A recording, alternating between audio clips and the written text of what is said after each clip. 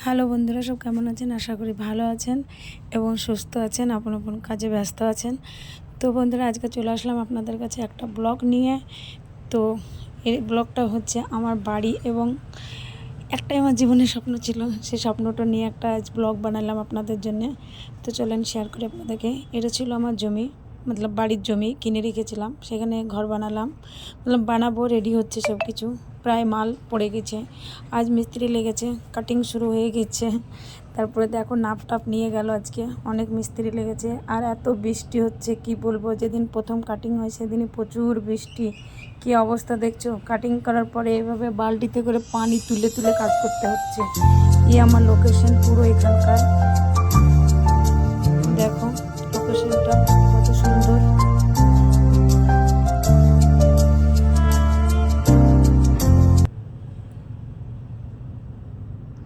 আর সেই কি বৃষ্টি থেমে যাওয়ার পরে দেখো এইভাবে রোদ উঠেছে, মনে হচ্ছে। আর জানোই তো, যখন আমি ঘরটা বানাচ্ছিলাম তখন আমার কি অবস্থা ছিল, পুরো চেহারা হলিয়া সব চেঞ্জ হয়ে গেছিলো।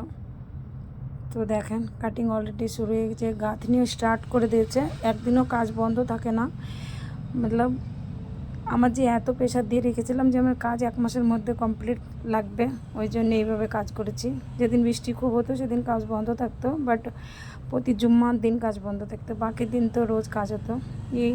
এটা এখানে একটা বিম ঢালাই হবে বলে ওটার গাঁথনি শেষ করে বিম ঢালাইয়ের এটা করে রেখেছে। দেখেন ঘরের কাটিংটা কীরকম হয়েছে অবশ্যই কমেন্ট করে জানাবেন বন্ধুরা। আপনাদের ভালোবাসা, আপনাদের সাপোর্টে আমি ব্লগটা বানালাম। কি বলবো বন্ধুরা, একটা ঘর বানাতে গিয়ে একটা মেয়ে ছেলে যে কতটা প্রবলেম, কতটা কষ্ট হয়, সে যে করে সেই বোঝে। মেয়ে ছেলে বলে না, ছেলেরা হোক যে মেয়ে ছেলেরা হোক, যেই করে সেই বুঝে প্রবলেমটা কতটা বেদনা, কতটা যন্ত্রণা। বোঝাতে হবে না, যারা প্রতিদিন ইনকাম করে সংসার চালাও, ফ্যামিলিকে দেখো, তাদের জন্য বলছি। তো দেখেন ফাইনালি এখানে সে বিম ঢালাইটা হবে, রড বেঁধে এটা করে রেখেছে, মিস্ত্রিতে কাজও করছে। চলেন দেখেন পুরো ফুল বডি ওটা।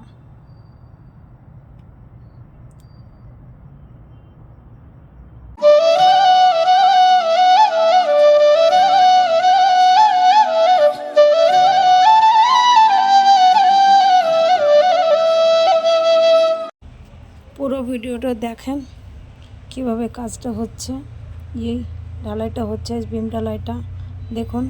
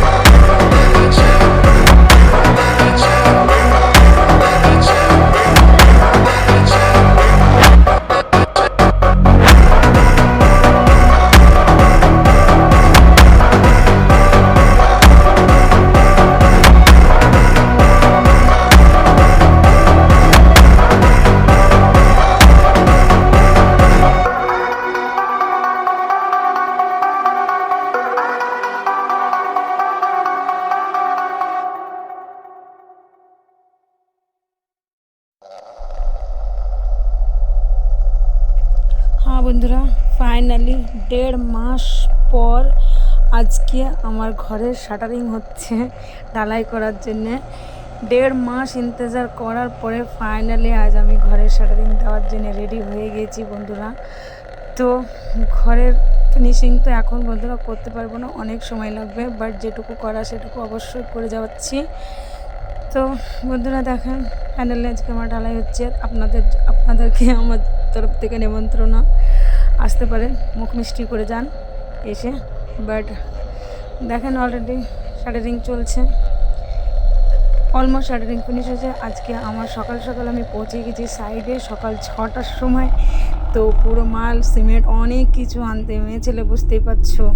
তো আজকে ফাইনালি আমার ঢালাই কমপ্লিট হয়ে গেল। তোমরা একটু দোয়া করে দাও যেন আগেকার ভালো থাকতে পারি, ভালো করে ঘরটাকে ফিনিশিং করতে পারি। তো ফাইনালি বন্ধুরা আজকে ঢালাই হয়ে গেল। তো কমপ্লিট করে দূসরা মর্নিংয়ে আজকে আমি আসলাম, এখানে ওয়েট করছিলাম পুরোটা দিন, যাতে বাচ্চারা খারাপ না করে দেয় ছাদের উপরে উঠে। ওই জন্যে পুরো দিন এখানে ওয়েট করার পরে ফাইনালি মর্নিংয়ে পানি ভরে দিয়েছি ছাদের মধ্যে পুরো ফুল। দেখেন কিভাবে পা দিয়ে নেড়ে ছেড়ে দেখালাম না, তাকে মনে হচ্ছিলো এখান থেকে আর বাড়িই যাব না। আর এই দেখেন শাটারিং আজকে হয়ে গেল মিনিমাম কমপ্লিট। তো আজকে মর্নিংয়ে ঢালাই, বুঝতেই পাচ্ছেন। তো পুরোটা দিন আমি এখানেই ছিলাম, আজকে বাড়ি যাইনি। তো বন্ধুরা অনেক মেহনত অনেক কষ্টের পরে ফাইনালি আমার ঘরটা তৈরি হয়ে গেল। ঢালাই কমপ্লিট করে চাষার হোটেলে যাচ্ছি ভাত খাওয়ানোর জন্যে মিস্ত্রিদেরকে। তো বন্ধুরা আপনারাও আসতে পারেন, আপনাদের জন্যে ওয়েট করব। ওকে বন্ধুরা, আর যদি আমার ব্লগ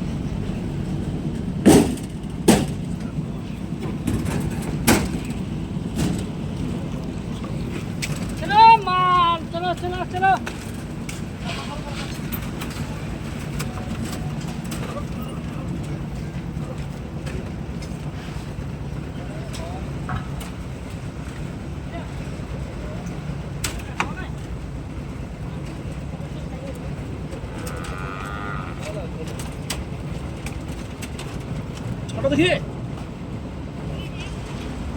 গাড়ি যাবে না।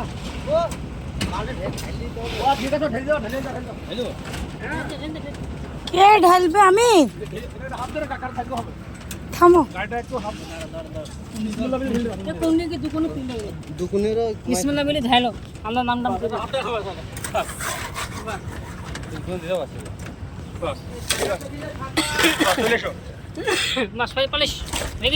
আমার কাল ছাড়া